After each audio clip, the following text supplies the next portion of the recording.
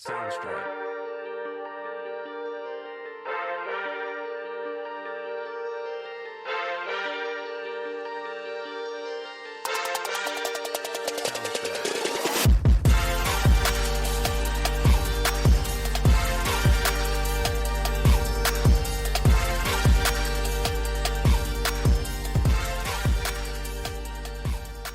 Thanks so much for agreeing to do this. It's amazing to start off with you, the one and only Toby Penty. No, that's okay, no problem at all. I've jotted down a few questions coming from different people that's asked them in the community, and also added in some myself just to try and give it a bit of a natural flow. Yeah. Kind of going all the way back to starting out, really, because obviously everyone knows kind of the successes and the highlights of recent years, but a lot of the kind of the earlier stuff is stuff that people don't know a lot about, really. So, I mean, you started playing badminton around 9 years old. Is that about right? Yeah, 9 years old. Yeah, so I played for like a year or two just with my dad and my brother and like a local club nearby. And I've always said I didn't really enjoy it that much at the start. And then I was playing tennis, football, athletics, a lot of different things.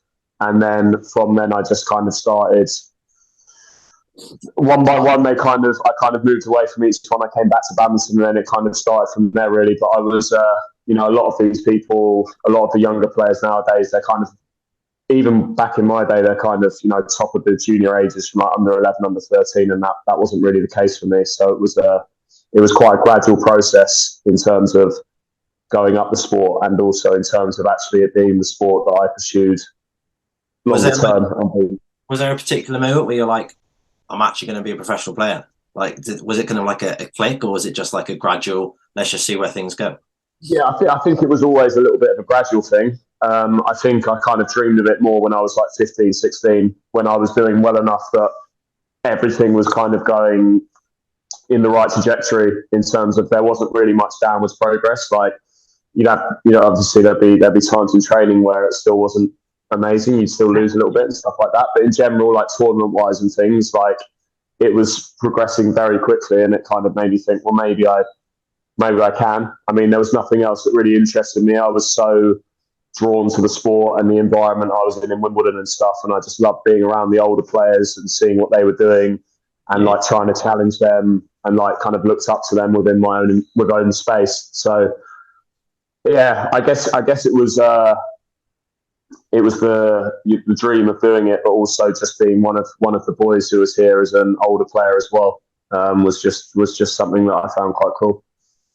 Yeah, that's great. I noticed that in a few different places you said that there wasn't really like someone in particular that throughout your time you were looking up to. You were just kind of like focused on the small things, and even something such as getting a playing top for Surrey and having a little bit like felt on your back, as opposed to looking up to Lindan or whoever was before that as someone to look towards. Do you think that kind of helps focusing on the things that are there in front of you rather than what other people are doing? Or yeah, a little bit. Like I would say a big thing was like just like people who were just ahead of me, or people who were kind of top in the environment I was in. Like, had a player at Wimbledon called Ben Beckman from back in the day who was like the top player, like under 19. He was number 1 or number 2 in his age, sort of thing. Was playing England seniors and stuff, and was with the same coach I was with growing up and stuff. And like looking up to him and looking up to some of the other guys who were training in Wimbledon full time.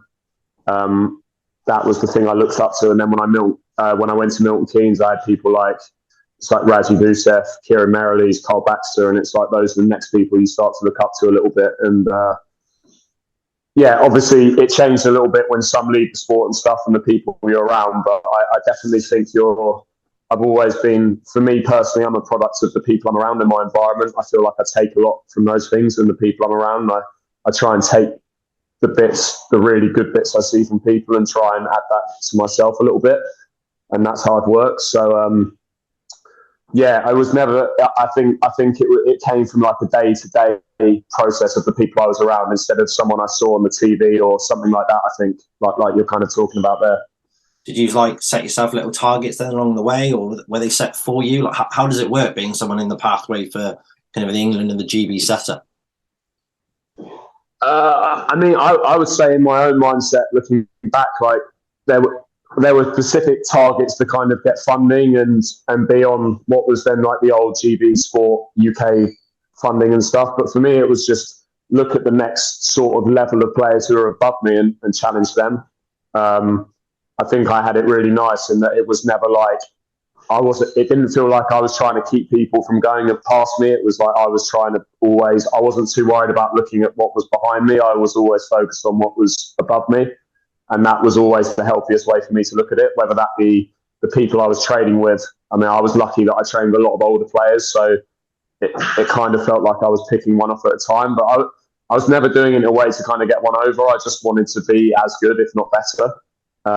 It was just in a competitive way. And then, yeah, the same when you kind of get to the world rankings. But in terms of the funding stuff, I thought, because it was something that was new to me, I didn't know it from like the age of 11 or 12. My parents didn't really know about it. It wasn't something I was kind of striving towards. I just wanted to keep getting better, and I didn't focus too much on that stuff really. I didn't think. I just wanted to be ranked the highest I could and beat the best players I could. And then I always thought if I did that, the other stuff would just come with it. Does that make it hard then when it's so intense every day and you're kind of trying to avoid injury as well? Because obviously badminton being such a kind of stop-start sport, it's so easy to pick up the little niggling injuries and also the bigger ones. Like, how does somebody who's, you know, dedicating their life to kind of training so intensely every day, if you do pick up these injuries, what keeps you going in those moments? Because it must be like pretty tough. Yeah, I think, I mean, I was lucky as a junior in that I didn't really suffer from anything, but it was certainly when I got to seniors, and like you talk about the intensity of it, when you're a junior player, you take for granted a little bit, like it is intense, but it's a little bit more chilled. The intensity doesn't necessarily come from you as much as it does the people around you and wanting to do something together. Whereas I think as you get older, it becomes, you know, you're trying to make it your life and you're trying to make it a profession that is going to pay you well and things like that, and be able to support yourself from it. So a lot more pressure and intensity, I think, comes from that side of it as you get older and your mind becomes more mature.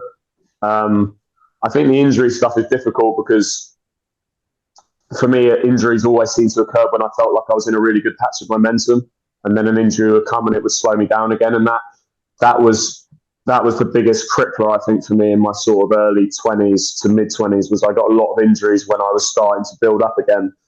And then it would kind of hit me. And I think the first one was okay, but when it happened like the second and third time, you kind of look back and go, oh, it's happening again and stuff like that. So I do think I struggled to keep a positive mindset, or really, you know, looking back, focus on the things that could have benefited me more in that time, if that makes sense, or maybe just to have a little time out from badminton sort of thing. Yeah, I think my mindset was I was on it so much all the time that sometimes it would probably get overly intense, and you've got to find a way to switch up from it, or just focus on a few key things that are within that 8 weeks, whether it be in the gym or mindset or video analysis, whatever, that you can really take something from, and then just kind of just let your body do its thing and heal, and don't over stress it a little bit. But I think that's easier said than done in the moment. So yeah, I guess the one thing is obviously keeping yourself physically fit, but at the time, was there a lot of help from the psychology point of things? Because it seems to be something in sport that's only started to recently develop and take the kind of time that's required for people to be able to get the psychological help, whether it's off court or after training. I think you're right. I think nowadays it's changed a little bit. I don't think I had that sort of support network around me as much, say, that 5 or 10 years ago, where I think because I was someone, even if I was injured, people and the people around me would know I would just get on with it, and they didn't have to worry about me not doing enough. But I think at the same time, again, it's all hindsight now and looking back, but I think it would have been really good to have 1 or 2 people around me who could really have guided me in terms of, like, going through this injury, what do we need to focus on? What do we need? Instead of sometimes just feeling like you're left to kind of do the rehab and the other stuff from the physical point of view, but what does that look like from a sort of mental standpoint? And how are we going to get you into a place that when you come back on court, especially because, you know, maybe things won't be perfect straight away, that you feel you're progressing back in the right direction, and that time you spent off in some way you're seeing some sort of reward from it. Because I think that's sometimes the difficult thing is you can put, you know, it's not like academics where if you put the work in normally you'll see a great outcome. It doesn't quite happen like that. So you have to really be quite, I think, quite tough and quite resilient to kind of realize it will come, but it's a lot more of a process, and you have to be on top of that process and really enjoy that process, and have the, I think, the skill to look at where you started when you're at one of these processes to where you're at in the middle of it or towards the end of it, and appreciate how far you've come and look at it that way positively, instead of kind of being like, get back on court after an injury and go, oh, I'm not playing great again, I've been out for so long, and kind of get yourself in that headspace. And these are difficult skills, but I think it's stuff I've learned along the way, especially towards the back end of my career a lot more. And hopefully it's stuff that I can kind of impart on others along the way. Yeah, definitely. Is it hard then when you're kind of off of the niggle or a longer term injury to keep up things like diet, which, you know, it's not really well documented within badminton what the diet of a badminton athlete is? Is it hard then to make sure that you're, you know, being really careful with what you eat rather than kind of, you know, thinking, well, I'm not training, therefore I can kind of let it change a little bit? Or I think in those moments, that's where, like, I think for me, because I was someone, just because of my natural body, I didn't have to worry too much about diet, and I was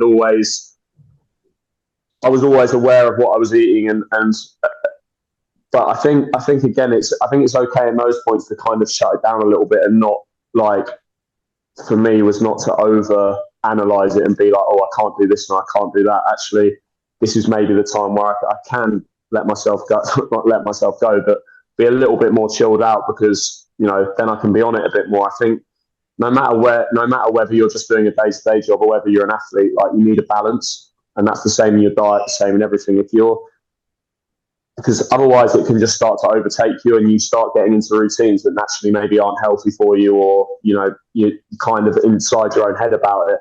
And sometimes I would kind of think, oh, I shouldn't have eaten that, or things like that. But I got better about that as I got older. But again, I think things like nutrition and diet is so difficult because it changes people's body types, and the way people kind of digest their food and stuff is so different. But that's very much individual basis. But for me, I was quite lucky. I didn't have to worry about that too much. Plus, being a singles player, it would just kind of come straight off you, burning so many calories and stuff. So, yeah. So come on then. What does the ultimate Toby Penty cheat day look like? I love, you know what? I was out the other day, and I had been out for a few drinks the night before, but, like, I love a fry up. Oh yeah. Like, I love, like, proper, like, greasy spoon in, like, South London somewhere, like, the fried eggs, the sausages, the bacon, the fried slice with the butter and toasting the bread and stuff, and, like, frying it. Oh, like, that's. But, like, in a cafe where it's like, it's slightly greasy, slightly oily, like, I don't want it too nice. Almost, I don't want to go to, like, the Ivy or something posh. You know what I mean? Like, I want it, like, proper, nice cappuccino, a bit of cake or something afterwards, or some chips. Like, that's the one. But I've realised that is the one. So good on, like, a Sunday or Saturday morning. Amazing. Right, I'm getting proper hungry. But anyway, moving on.